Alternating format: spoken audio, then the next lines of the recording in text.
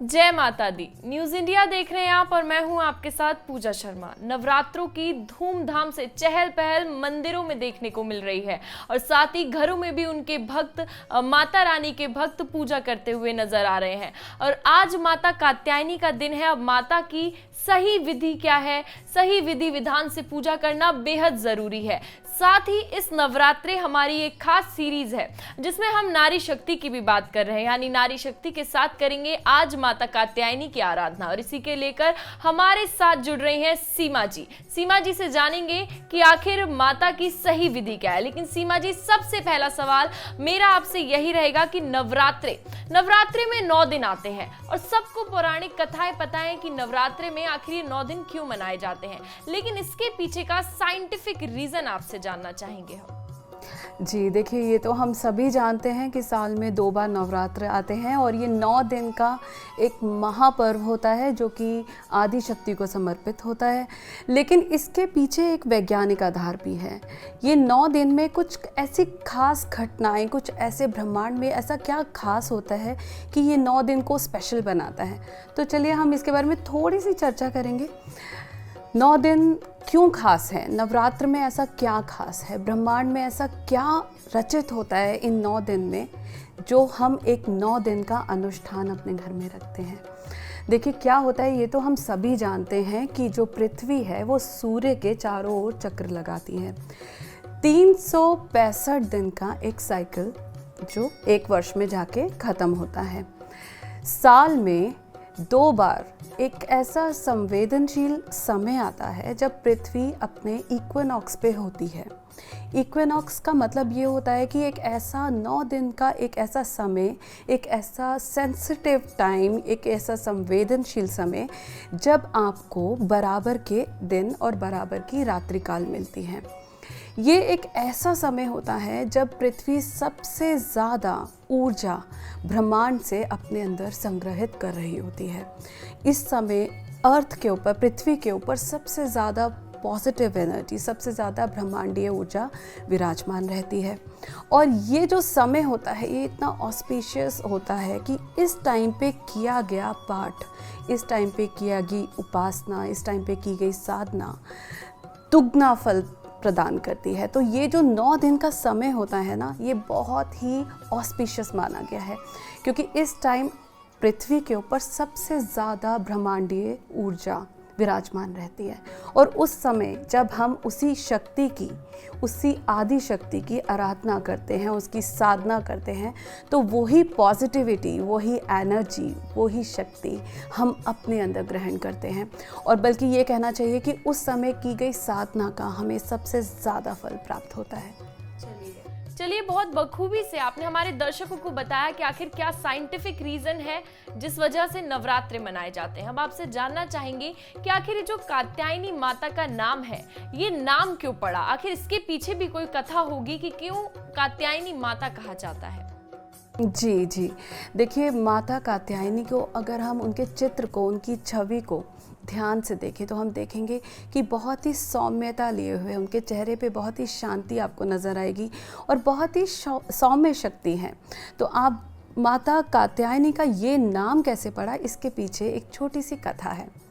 कात्यायन नाम के एक ऋषि हुए और वो आदि शक्ति के बहुत बड़े उपासक थे। उन्होंने हज़ारों वर्ष तक देवी की बहुत साधना, उनकी उपासना की। देवी उनसे प्रसन्न हुई और प्रसन्न होकर देवी ने उन्हें प्रत्यक्ष दर्शन दिए। जब दर्शन दिए तो उन्होंने उनसे उनकी इच्छा जाननी चाहिए। तो कात्यायन ऋषि ने ये इच्छा व्यक्त की कि मैं चाहता हूँ कि आप मेरे घर में पुत्री रूप में उत्पन्न हो। और देवी ने उनकी प्रार्थना को स्वीकार किया। देवी कात्यायन ऋषि के घर पर पुत्री रूप में उत्पन्न हुई। इसी वजह से उनको कात्यायनी, क्योंकि वो कात्यायन ऋषि के घर में पैदा हुई और वो कात्यायनी नाम से जानी गई, तो उनका नाम इस वजह से कात्यायनी पड़ा। सीमा जी, आज कात्यायनी माता का दिन है और ये जानना हमारे दर्शकों को बेहद जरूरी हो जाता है कि आखिर माता कात्यायनी की, जो दर्शक पूजा करना चाहते हैं, उनको क्या सही समय है कि माता आज प्रसन्न होंगी, उस समय पर पूजा करें, और वो विधि क्या है जिस तरीके से उन्हें पूजा करनी चाहिए आज, ताकि माता प्रसन्न हो अपने भक्तों से। जी देखिए, वैसे तो मैं एक बहुत छोटी सी बात कहना चाहूँगी कि जो देवी होती हैं या कोई भी देव, जो इष्ट होते हैं हमारे, वो सिर्फ हमारे भाव मात्र से ही तृप्त होते हैं। अगर आप आज के दिन व्रत नहीं भी कर रहे हैं, लेकिन आप श्रद्धापूर्वक उनका आवाहन करते हैं, उनकी पूजन करते हैं, तो भी वो आप पे ज़रूर प्रसन्न होंगे। अब बात होती है कि किस समय पूजन करें, आज का विशेष काल क्या रहेगा। तो क्योंकि आज हम बात कर रहे हैं माता कात्यायनी की, तो आज के दिन सबसे शुभ समय, देखिए यूँ तो नवरात्रों के दिन चल रहे हैं तो सभी समय शुभ होते हैं, ठीक है। आप किसी भी समय भावपूर्वक पूजन करते हैं तो वो शुभ फलदायी ही होता है। लेकिन अगर हम विशेष काल में पूजा करना चाहें और विधि विधान के साथ पूजा करना चाहें तो कात्यायनी देवी की पूजा गोधूली काल में की जाती है। अब हम में से बहुत लोगों को पता होगा कि गोधूली काल होता क्या है, लेकिन बहुत से ऐसे भी होंगे जो गोधूली काल के बारे में नहीं जानते। तो उनको मैं बता दूं कि गोधूली काल यानी कि संध्या का समय, जब सूर्य आधा अस्त हो रहा होता है, तो अस्त मतलब पूरी तरह से अस्त नहीं होता, आधा अस्त हो रखा होता है। संध्या काल से लेकर के 48 मिनट तक का जो समय होता है वो गोधूली काल होता है। तो माता कात्यायनी को अगर आप प्रसन्न करना चाहते हैं, उनकी आराधना करना चाहते हैं, उनकी साधना करना चाहते हैं, तो सबसे शुभ समय गोधूली काल रहेगा। नारी शक्ति को लेकर भी हम बात करेंगे, क्योंकि शुरुआत में ही मैंने आपको बताया था कि ये सीरीज हमारी नारी शक्ति को लेकर है। आम सीरीज नहीं है कि सिर्फ माता की बात होगी, नारी की भी बात होगी। आपसे ये जानना चाहूंगी कि आखिर नारी शक्ति के बारे में आप क्या सोच रखती हैं। आज माता कात्यायनी का दिन है, हमारे दर्शक हमें देख रहे हैं। कात्यायनी माता को आप अगर नारी शक्ति के साथ जोड़ें तो किस तरीके से जोड़ेंगे, और क्या ये जो 9 दिन है माता के, तो नारी शक्ति आपके लिए क्या है, ये आपसे जानना चाहेंगे। देखिए, मैं नारी शक्ति को आदि शक्ति से भिन्न नहीं समझती। देखिए, आपने कभी ये सोचा है कि नारी को शक्ति ही क्यों कहा गया? उसके पीछे भी तो कुछ ना कुछ लॉजिक होना चाहिए ना। नारी को शक्ति माना गया तो उसके पीछे कुछ ना कुछ, एक छोटा सा रिकैप की तरह से हम लेंगे। हम थोड़ा सा एक साइकिल समझने की कोशिश करते हैं। आप अगर दुर्गा जी के स्वरूप को देखेंगे, गौर से देखिए, तो आप देखेंगे अष्टभुजाधारी हैं। उनके हर हाथ में एक अलग ही प्रकार की मुद्रा होती है। किसी में शस्त्र होगा, किसी में कमल होगा, किसी से वो आशीर्वाद दे रही हैं, किसी से वो शंख बजा रही हैं। तो वो क्या दिखाना चाह रही हैं, वो क्या दर्शाता है, उनका चित्र, जो उनकी छवि है, वो क्या दर्शाती है? वो दर्शाती है कि जो नारी है उसमें ऐसी शक्ति है कि वो एक ही समय पे इतने प्रकार के रूप धारण कर सकती है, इतने प्रकार की मल्टीटास्किंग, जैसे हम आज की डेट में बात करते हैं कि वो मल्टीटास्किंग करती हैं। अगर हम इन 9 नवरात्रों की बात करें तो आपने कभी ये ध्यान किया है कि ये कितना एक मैसेज हमें देता है, ठीक है। अगर हम पहले नवरात्र से शुरू करें, पहला नवरात्र हमारा शैलपुत्री आता है, तो वो हमें क्या बताता है कि उन्होंने हिमालय के घर में पुत्री रूप में जन्म लिया। पुत्री रूप में जन्म लिया यानी कि वो पुत्री बन के उत्पन्न हुई, यानी आदि शक्ति पुत्री के रूप में उत्पन्न हुई, तो उन्होंने पुत्री धर्म का पालन किया। अगर हम दूसरे नवरात्र की बात करते हैं तो ब्रह्मचारिणी क्या, यानी विद्या की देवी, ज्ञान प्राप्त करना, ज्ञान प्रदान करना। तो अगर हम अपने आप को, उस चीज़ को अपने ऊपर लेके देखें तो आप देखो, जैसे आप पुत्री बन के उत्पन्न होती हैं, उसके बाद जब आप थोड़ी बड़ी होती हैं, उस टाइम आप ज्ञान अर्जित करती हैं, आप अच्छा आचरण करना सीखती हैं, जिसको हम आज की डेट में बात करते हैं कि हमें मैनर्स, एटिकेट सिखाए जाते हैं। कन्याओं को तो विशेष रूप से सिखाए जाते हैं कि आपको किस तरह से आचरण, तो ब्रह्मचारिणी मतलब ब्रह्म सा आचरण करने वाली, अच्छा आचरण रखने वाली, ठीक है ना। उसके बाद हम बात करते हैं, उसके बाद तीसरी हमारे जो शक्ति की आराधना होती है वो होती है माता चंद्रघंटा की। तो अगर चंद्रघंटा के बारे में हम जानते हैं कि वो किस प्रकार की शक्ति हैं, वो उग्र शक्ति हैं और वो साहस और कॉन्फिडेंस प्रदान करने वाली। तो अगर हम अपना लाइफ फेज में उसको देखें तो जब आप ज्ञान अर्जित करती हैं, उसके बाद जब आप थोड़ी बड़ी होती हैं, आप में कॉन्फिडेंस आता है, आप बाहर निकलती हैं, आप समाज को फेस करती हैं, ठीक है ना, आप में साहस आता है, ठीक है। उसके बाद फिर हम आते हैं अगर चौथे नवरात्र पे, तो चौथा नवरात्र आता है हमारा कूष्मांडा। तो कूष्मांडा के बारे में हम क्या जानते हैं कि वो एक ऐसी देवी हैं जिन्होंने अपनी प्यारी सी मुस्कुराहट बिखेर के पूरे संसार की रचना की थी। तो हम उनकी कथा जानते हैं, तो उसमें यही बताया हुआ है। तो अगर हम उसको अपनी लाइफ में रिलेट करके देखेंगे तो हम ये देखेंगे कि जब आप बड़ी हो जाती हैं तो आप स्वयं एक अपने संसार की रचना करती हैं। आपका विवाह होता है, आप नए घर में जाती हैं, एक नया संसार रचित करती हैं। तो आपने वो अपना एक धर्म पालन किया। उसके बाद आपकी स्कंद माता में आपने क्या देखा कि वो ममतामयी है, अपनी गोद में अपने बालक को बिठाए हुए हैं, यानी कि संतान उत्पत्ति जो कि एक नारी शक्ति ही कर सकती है।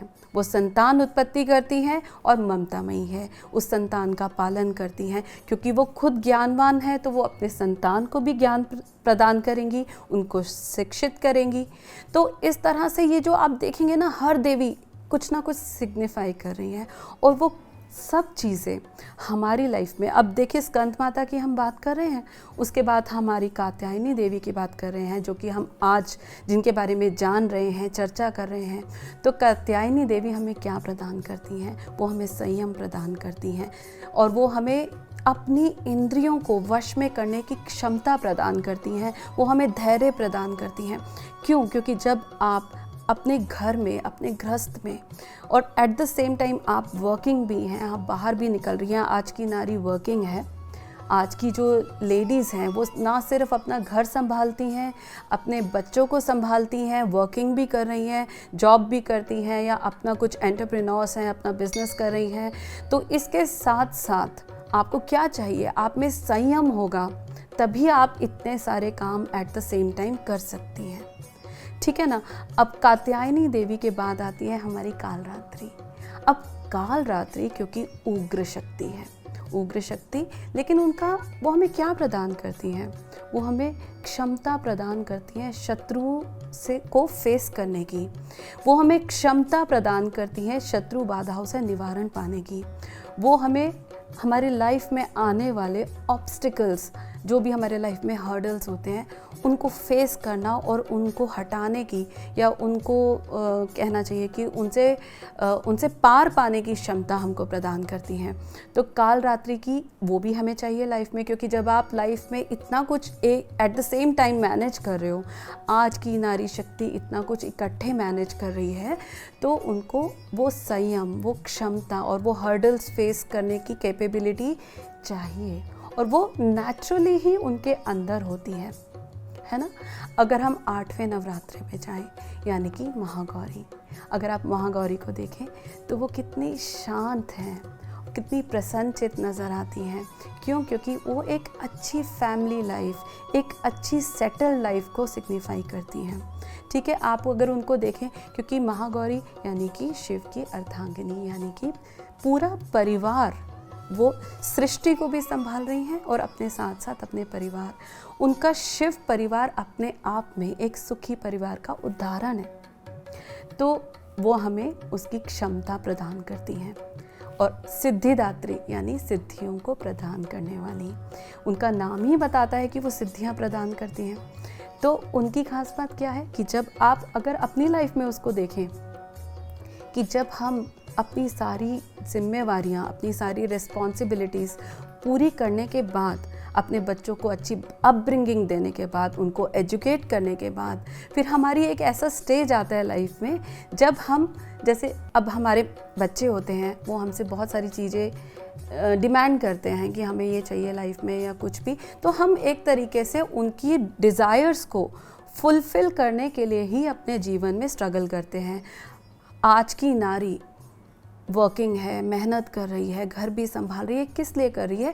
ताकि वो अपने बच्चों को भी एक अच्छी अपब्रिंगिंग दे पाए, उनको अच्छी एजुकेशन दे पाए, उनको अच्छी सिद्धियां प्रदान कर पाए, मतलब वो अपने बच्चों को उस लेवल पे ला पाए। तो आप, मतलब मैं तो ये चीज़ समझती हूँ कि ये जो पूरे नवरात्र हैं, ये जो पूरे 9 दिन हैं, ये कितना अच्छा मैसेज हमें देते हैं। अगर हम लोग आप सिर्फ पूजा मत कीजिए, आप इसको अगर आप समझेंगे, एनालाइज करने की कोशिश करेंगे, तो हर देवी, हर एक शक्ति, हर एक ऊर्जा आपको एक मैसेज दे रही है।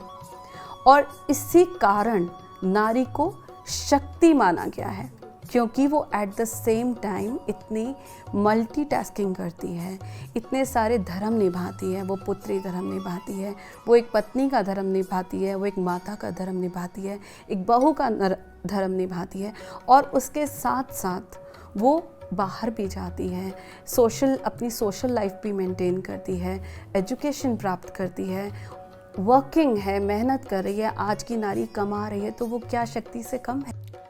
कितनी बखूबी से आपने 9 देवियों की शक्ति को एक नारी शक्ति में बताया। बहुत अच्छे से आपने नारी शक्ति के बारे में समझाया। अब आपसे जानना चाहेंगे कि आखिर आज के दिन जो दर्शक हमें देख रहे हैं वो माता को क्या चढ़ाएं, माता को चढ़ावे में क्या चढ़ाना चाहिए, माता का पसंदीदा रंग क्या है, आखिर माता की पसंद क्या है, ये आपसे जानना चाहेंगे। देखिए, वैसे तो मैं ये कहना चाहूँगी कि जैसा मैंने पहले भी आपसे जिक्र किया कि माता या कोई भी शक्ति जिसकी आप आराधना करते हैं, जिनकी उपासना करते हैं, वो सिर्फ आपके भाव मात्र से ही तृप्त हो जाती हैं। तो आप क्या पदार्थ चढ़ाते हैं ये ज़रूरी नहीं होता। वैसे ये मेरी मानना है, ठीक है। ये मायने नहीं रखता कि आप क्या चढ़ा रहे हैं। अगर आप भावपूर्वक चढ़ा रहे हैं तो माता उसे ज़रूर स्वीकार करेंगी। लेकिन फिर भी कुछ चीज़ें ऐसी होती हैं जो कुछ विशेष दिन की जाएं तो उसका हमें ज़्यादा फल प्राप्त होता है। तो आज हम क्योंकि कात्यायनी देवी की बात कर रहे हैं, तो कात्यायनी देवी को पीला रंग बहुत प्रिय है। तो आज के दिन जब आप गोधूली काल में उनकी पूजा करें, उनके सन्मुख दीपक जलाएं, उनको टीका लगाएं, उनको पीले पुष्प अर्पण कीजिए। आज के दिन आपको देवी के सामने पीले पुष्प अर्पण करने हैं, पीला ही भोग लगेगा। विशेषकर अगर आज के दिन आप देवी कात्यायनी को प्रसन्न करना चाहते हैं तो आपको आज के दिन उनको शहद का भोग लगाना चाहिए। लेकिन अगर किसी कारण आप नहीं भी ऐसा कर पाते हैं तो आप उस चीज़ को अपने मन में बिल्कुल मत रखिए। अगर आप भावपूर्वक कुछ भी अर्पण करेंगे ना देवी को, तो वो ज़रूर स्वीकार होगा, क्योंकि देवी भाव मात्र से तृप्त होती हैं। तो आज के दिन आपको शहद का भोग देवी को अर्पण करना चाहिए और उनकी आराधना, उनकी साधना, उनका मंत्र जाप करना चाहिए। वहीं मैं मंत्र की आपसे बात करना चाहूंगी कि आखिर माता कात्यायनी के वो कौन से खास मंत्र हैं और किस तरीके से जो हमारे दर्शक हमें देख रहे हैं वो कैसे उस मंत्र का जाप करें ताकि माता अपने भक्तों से प्रसन्न हो पाए। देखिए, माता कात्यायनी की जब हम पूजा करेंगे तो हम आज के दिन ओम देवी कात्यायनी नमः मंत्र का कम से कम 108 जाप, एक माला का जाप आप गोधूली काल में करें। ऐसा करने से आप देखेंगे कि ये आपके लिए बहुत ही ऑस्पिशियस रहेगा, बहुत पॉजिटिव एनर्जी आपके अंदर आएगी, बहुत सकारात्मकता आएगी। तो आज के दिन आपको इस मंत्र का गोधूली काल में विशेषकर से उच्चारण करना चाहिए। बहुत बहुत शुक्रिया सीमा जी हमारे साथ जुड़ने के लिए और हमारे दर्शकों को माता कात्यायनी का आज जो पूजा दर्शक कर रहे हैं वो सही विधि विधान से करें ये समझाने के लिए। तो आपने सुना कि किस तरीके से आज आपको पूजा करनी है, माता की पसंदीदा चीजें आपने सुनी, तो कोशिश करिएगा कि वही चीजें आप माता को चढ़ावे में चढ़ाएं। अब आपसे कल फिर मिलेंगे और बात करेंगे कालरात्रि माता के ऊपर। चलिए, तब तक के लिए न्यूज़ इंडिया देखते रहिए। नमस्कार।